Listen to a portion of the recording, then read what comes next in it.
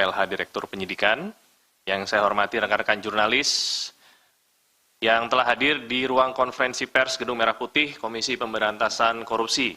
Pada sore hari ini, KPK akan menyampaikan rilis pengumuman perkara pengadaan barang dan jasa pada salah satu bank BUMD milik Pemprov Jawa Barat dan Banten, yang lengkapnya akan disampaikan oleh Bapak Budi Sokmo. Untuk waktu dan tempat kami persilakan. Bismillahirrahmanirrahim. Assalamualaikum warahmatullahi wabarakatuh. Terima kasih Mas Desa atas waktu dan tempatnya untuk saya menyampaikan terkait rilis penyidikan perkara pengadaan barang dan jasa di Bank Jabar Banten. Di KPK per tanggal 27 Februari 2025 telah menerbitkan 5 buah seprindik, yaitu nomor 13 sampai dengan 17 untuk 5 orang tersangka. Tersangka ini 2 orang dari pejabat Bank Jabar Banten, kemudian 3 orang dari swasta. 2 orang tersebut adalah Saudara YR, jabatannya selaku Direktur Utama Bank Jabar Banten, kemudian yang kedua adalah Saudara WH, pimpinan Divisi Korsek Bank Jabar Banten. Kemudian 3 orang swasta ini adalah pemilik agensi iklan, yaitu Saudara ID, pemilik agensi Arteja, Mulyatama, dan Cakrawala Kreasi Mandiri. Kemudian Saudara S adalah pemilik agensi BSC dan WSBE. Kemudian Saudara SJK, pemilik agensi CKMB dan CKSB. Terus saya sedikit jelaskan kepada teman-teman media semua bahwa di tahun 2021 sampai pertengahan 2023, Bank Jabar Banten ini realisasikan belanja beban promosi umum dan produk bank yang dikelola oleh Divisi Korsek sebesar kurang lebih 409 miliar yang digunakan untuk biaya penayangan iklan di media TV, media cetak maupun media online yang bekerja sama dengan 6 agensi tadi yang saya sebutkan. Jadi 3 orang tadi itu masing-masing memiliki 2 agensi yang memenangkan sebagai pihak vendor yang menerima pekerjaan penempatan iklan oleh Bank Jabar Banten. 6 agensi tadi secara rinci masing-masing menerima PT CKMB 41 miliar, kemudian CKSB 105 miliar, PT AM 99 miliar, PT CKM 81 miliar, PT BSCA 33 miliar, dan PT WSBE 49 miliar. Dari proses penyelidikan dan penyidikan yang kami laksanakan, kami menemukan fakta bahwa lingkup pekerjaan 6 agensi ini ternyata hanya menempatkan iklan sesuai dengan permintaan Bank Jabar Banten. Serta kami temukan juga bahwa penujukan agensi ini dilakukan dengan melanggar ketentuan pengadaan barang dan jasa.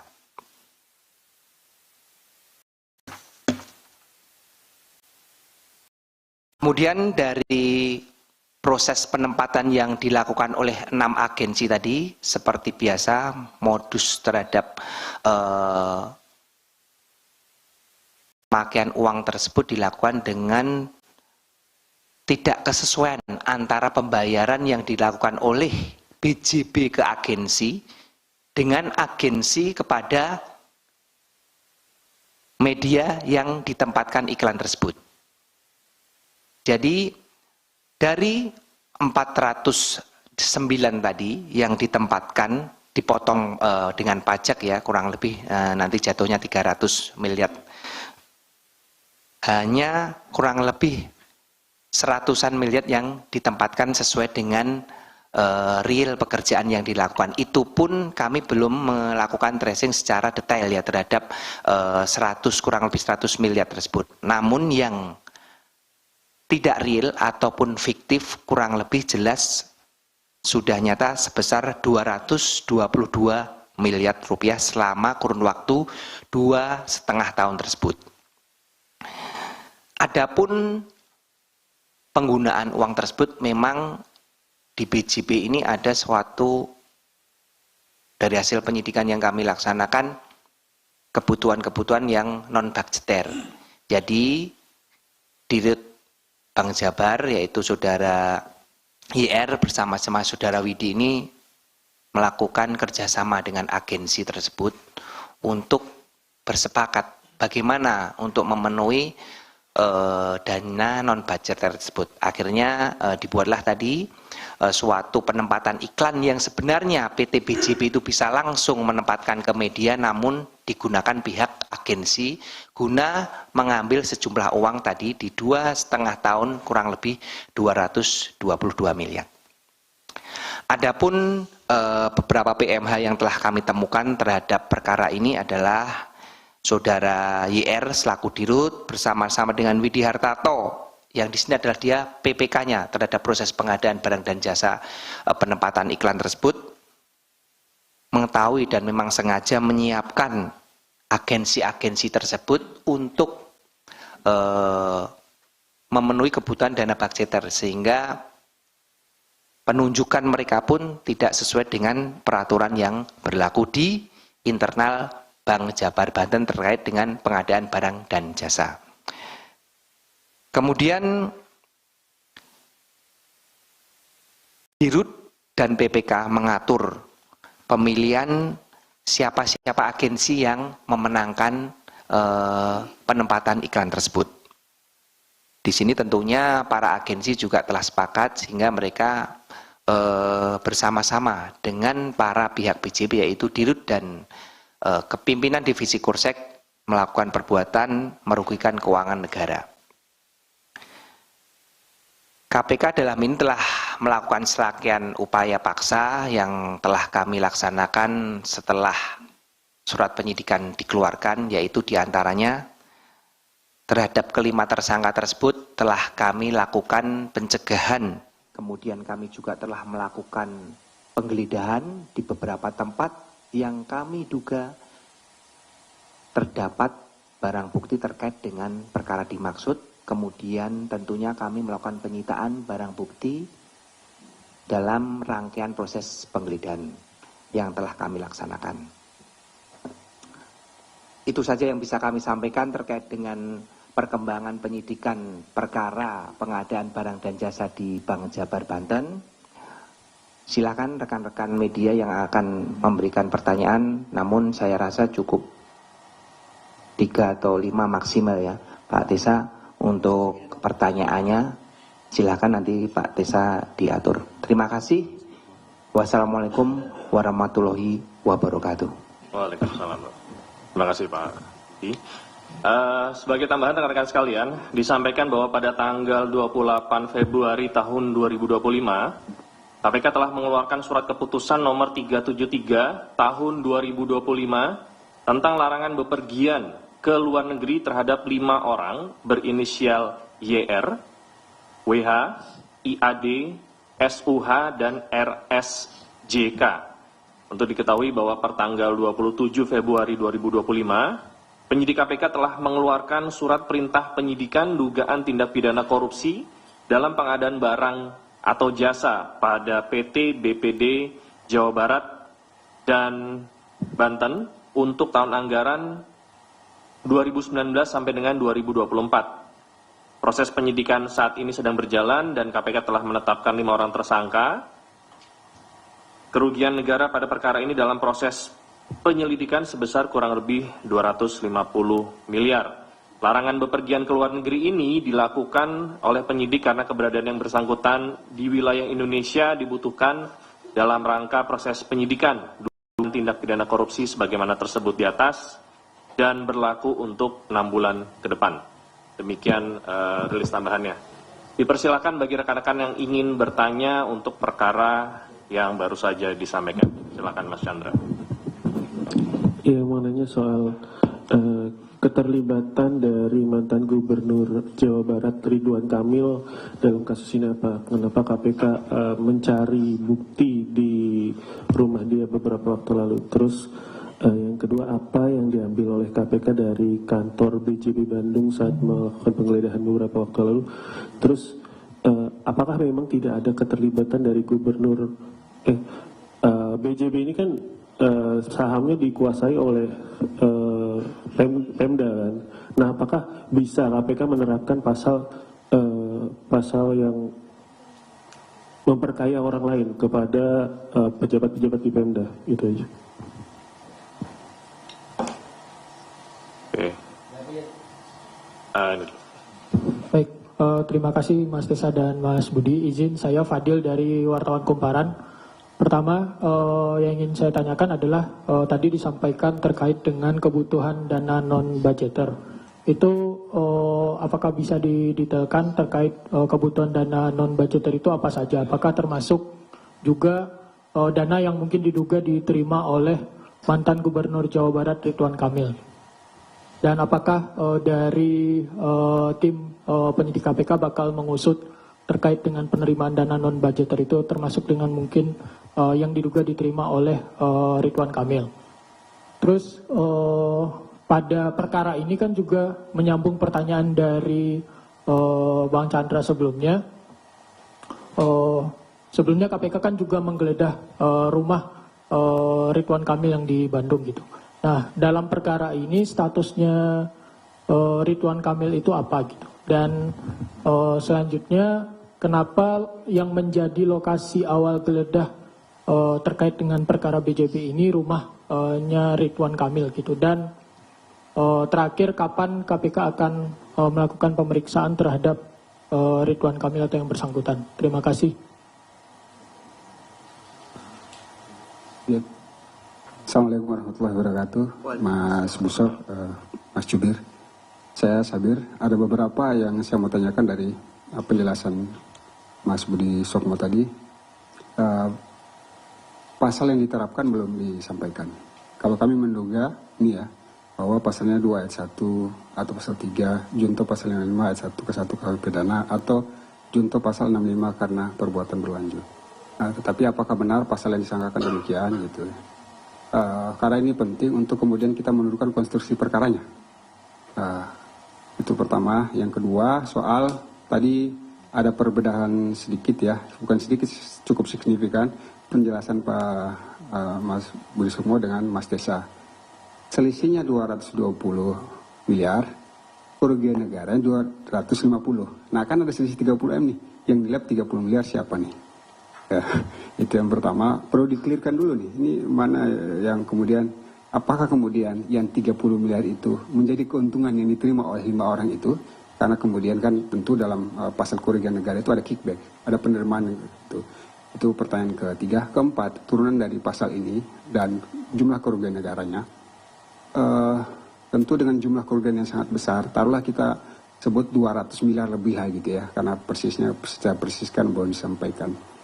Apakah ada aset-aset yang diduga oleh 5 tersangka ini kemudian sudah dipergunakan uang yang hasil kerugian itu dipakai untuk pembelian aset, atau dibelanjakan, atau ditransfer, atau dialih bentukkan, atau dilakukan perbuatan lain yang diduga sesuai dengan pasal 3 atau pasal 4 Undang-Undang TPPU gitu ya. Karena pertanyaan Fadil tadi itu beririsan dengan pasal TPPU juga diantaranya. Yang kelima, masih terkait dengan ini secara substansial, apakah Ridwan Kamil itu sebagai pemegang saham, karena BPD dia mayoritas ya, Pemprov Jabar itu juga turut mengambil keputusan untuk penempatan iklan-iklan ini sepanjang 2021 ke 2023. Karena tentu dengan angka yang jumlah besar itu tidak serta-merta direksi bisa memutuskan, tentu ada komisaris atau pemegang saham. Kalau BUMN kan itu pemerintah, Kementerian BUMN, BPD tentu ini Pemprov, dalam hal ini untuk itu Ridwan Kamil. Apakah ada demikian? Terima kasih dari saya.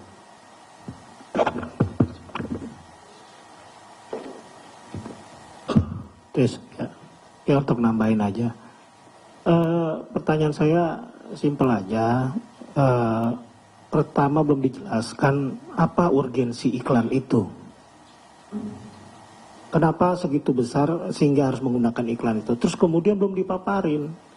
Iklan ini iklannya bank apa iklannya Pemprov? Ini kan harus jelas juga. Jangan-jangan memang kepentingan sang pemegang saham sehingga rumahnya digeledah, kan gitu. Terus ada yang sederhana yang kedua, dikatakan ini Bank Jabar dan Banten. Kok rumah gubernur Bantennya nggak digeledah ya? Ini kan pertanyaan orang bego aja nih. Ya saya yang simpel-simpel yang agar juga itu menjadi paparan KPK.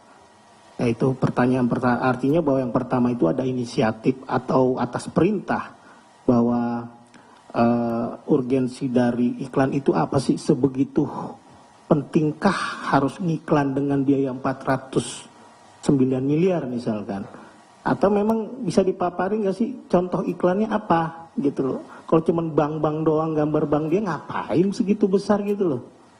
Nah ini harus ada kejelasan bagi publik agar bisa mengetahui besarnya biaya itu, model iklannya kayak gimana gitu loh. Kalau orang kan bisa tahu pernikahan mewah tuh kayak gini gitu loh. Kalau pengiklanan 400 miliar tuh kayak gini gitu loh. Itu pertanyaan simpel, 2 pertanyaan saja. Terima kasih. Cukup ya? 4? Oke.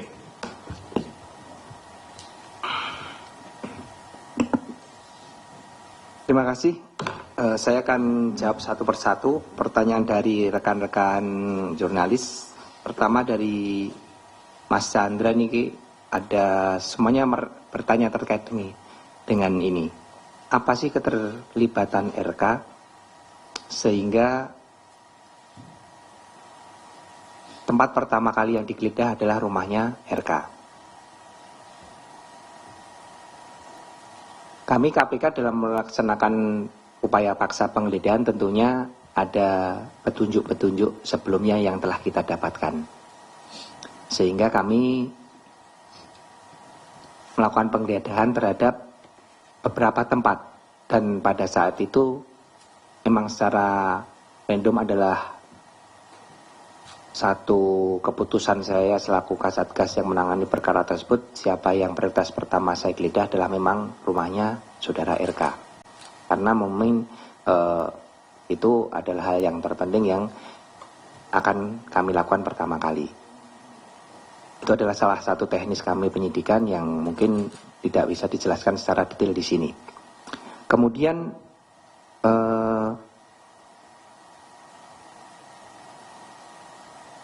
apa saja barang bukti yang didapatkan baik itu di rumah Pak RK maupun di kantor BJP. Barang bukti yang kita dapatkan dalam proses penggeledahan ini, ini overall ya, saya bukan ngomong di satu tempatnya. Selama 3 hari saya melaksanakan penggeledahan, banyak yang kami dapatkan terkait dengan dokumen-dokumen, catatan-catatan terkait dengan pengeluaran dana non-budgeter tersebut, kemudian terkait dengan aset-aset tadi seperti yang ditanyakan Om Sabir, itu semuanya kita, belum semuanya sih ya, tapi kita sudah dapat memetakan siapa saja pihak-pihak yang nikmati terkait dengan dana non-budgeter ini. Kemudian kami juga menyita sejumlah uang namun dalam bentuk deposito kurang lebih 70 miliar rupiah.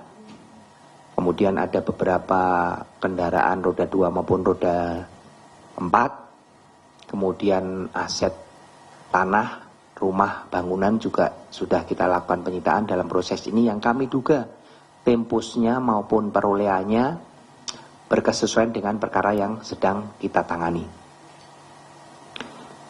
Itu dari Mas Chandra kurang lebihnya. Bukan, tadi secara overall ya, dari semua tempatnya. Saya tidak mendetailkan karena banyak perkara, banyak tempat yang kami geledah selama 3 hari ini, kurang lebih 12 tempat. Jadi saya tidak bisa mendetailkan. Nanti secara detailnya mungkin bisa disampaikan pada rilis-rilis berikutnya. Kemudian dari Om Fadil terkait dengan dana non budgeter itu untuk apa saja. Nah, dari proses penyidikan yang telah kami laksanakan bahwa dana non budgeter dan dari hasil penggeledahan yang telah kita laksanakan memang banyak uang-uang yang memang tidak dianggarkan di PJB sehingga diambilkan dari dana non budgeter ini. Dan ini masih kita telusuri karena kita belum mengklarifikasi, kami hanya baru mendapatkan catatan-catatannya saja. Nanti akan kita klarifikasi kepada pihak-pihak yang melakukan delivery. Ini kepada siapa, sesuai dengan catatan-catatan tersebut, kebenarannya, sehingga kami tidak bisa merilis terkait dengan detail siapa saja yang menerima terkait dana non-budgeter ini, karena kita belum mengkonfirmasi terkait dengan catatan-catatan dari hasil penggeledahan yang kita temukan maupun dari transfer-transfer yang telah kita dapatkan dari PPATK. Kemudian Bapak Ridwan RK ini statusnya apa? Kalau statusnya sampai saat ini beliau ya di dalam perkara ini, saksi juga belum ya, karena belum dipanggil saksi, dan kapan akan dipanggil nanti pasti akan kita panggil karena di rumah yang bersangkutan beliau kita laksanakan penggeledahan dan ada beberapa barang bukti yang kita cita, tentunya harus kita klarifikasi kepada yang bersangkutan. Terkait kapannya, tentunya sesegera mungkin akan kami panggil untuk seluruh saksi-saksi terkait dengan hasil penggeledahan yang kami laksanakan untuk mengklarifikasi terhadap barang bukti yang kami ambil maupun kami sita dari tempat yang bersangkutan. Kemudian tadi benar sekali dari Mas Habir bahwa pasal yang diterapkan adalah pasal 2 dan 3. Kemudian kerugian 222 itu tadi saya yang sampaikan, kalau Mas Tesa tadi ngomongnya 250 ya memang kurang lebihnya ya, tetapi kami menghitung ini adalah sesuai dengan 222 ini Om Sabir dari nilai realnya ya. Jadi yang ditempatkan berapa, maksudnya yang dikeluarkan oleh BJB itu di dalam pembayaran itu kurang lebih berapa detail, kemudian yang dibayarkan oleh agensi kepada media berapa, ini dikurangkan secara realnya sebanyak 222 miliar. Nah ini kita tadi saya sampaikan belum apakah yang ditempatkan tadi, karena ada yang ditempatkan di media karena 6 agen tadi adalah memiliki iklan juga, memiliki pekerjaan iklan juga. Apakah benar dikerjakan atau tidak kita belum mendalami. Jadi ini baru sesuai dengan bukti formilnya aja, dari kwitansi yang dibayarkan BJB dibandingkan dengan kwitansi yang dibayarkan agensi kepada media. Secara materialnya apakah itu benar dikeluarkan yang ke media, itu kita akan perdalam nanti dalam proses penyidikan. Kemudian benar sekali, apakah pihak-pihak yang menerima ini sudah menempatkan, mentransfer ataupun merubah bentuk dari non budgeter tadi, dana budgeter tadi yang diterima tadi. Sejauh ini ada beberapa yang memang sudah dilakukan pentransferan, kemudian pembelanjaan, kemudian diatasnamakan orang lain, menggunakan nomini orang lain terhadap dana-dana tersebut. Dari hasil proses penggeledahan sudah kami temukan petunjuk tersebut dan akan kita perdalam nanti di proses penyidikan yang akan datang. Kemudian, apakah RK sebagai pemegang saham juga turut mengambil keputusan? Sejauh proses penyidikan yang kami laksanakan dari tanggal 20 Februari yang kita lakukan, kami belum menemukan fakta tersebut. Di sini kami prosesnya baru melaksanakan tadi seperti pertanyaan sebelumnya terkait dengan penelusuran penggunaan uang tersebut. Jadi kami menggunakan follow the money. Uang-uang tersebut siapa saja yang menerima, kemudian digunakan untuk apa, apakah sudah dilakukan perubahan bentuk atau apa, baru sejauh itu. Terkait dengan pengambil keputusan saudara RK selaku pemegang saham, kita belum dapat menyampaikan hal tersebut karena memang belum kita temukan dalam proses penyidikan. Kemudian tadi terakhir dari Om Mario, pertanyaan, apa sih urgensi iklan tersebut? Terus iklan tersebut itu untuk iklan BJB atau iklan Pemprov? Kemudian iklan apa saja sih itu? Jadi supaya masyarakat tahu lah apa sih iklannya. Nah, kalau iklannya tersebut adalah iklan dari khusus untuk Bank BJB. Ini kami tadi sampaikan Mario secara formilnya ya dari data-data formil yang kita temukan. Namun faktanya kita belum klarifikasi apakah memang benar itu khusus untuk iklan-iklan BJB untuk mengiklankan mereka sehingga mereka bisa lebih terkenal lagi atau untuk kepentingan lain, ini akan kita perdalam. Kemudian kenapa hanya Gubernur Jabar saja, saudara RK, yang dilakukan upaya paksa berupa penggeledahan? Kenapa Gubernur Banten tidak? Seperti yang saya sampaikan tadi Om Mario, bahwa kami melaksanakan proses upaya paksa berdasarkan dengan petunjuk-petunjuk yang telah kita dapatkan sebelumnya. Sejauh ini petunjuk-petunjuk yang kami dapatkan untuk dilaksanakan penggeledahan hanya tempat-tempat yang kami laksanakan penggeledahan di hari Senin dan Rabu kemarin. Di antaranya adalah rumah saudara RK. Sedangkan untuk kediaman ataupun rumah Gubernur Banten sejauh ini kami belum ada petunjuk ataupun clue terkait dengan hal tersebut. Mungkin itu yang bisa saya jawab terkait dengan pertanyaan rekan-rekan media. Saya rasa cukup. Terima kasih. Selamat berpuasa yang menjalankan ibadah puasa. Saya mohon maaf lahir dan batin. Assalamualaikum warahmatullahi wabarakatuh. Waalaikumsalam. Sedikit ya, sedikit. Jadi untuk yang tadi saya bacakan sebenarnya bahannya itu dibuat sebelum proses penggeledahan. Jadi yang terupdate adalah yang dibacakan oleh Pak Budi Sokmo. Jadi ngikut KN-nya nanti ngikut yang disampaikan Pak Budi Sokmo tadi. Demikian ya, rekan-rekan. Kasus. Iya. Nanti sama saya. Silakan. Wah, untuk bisa meninggalkan tempat.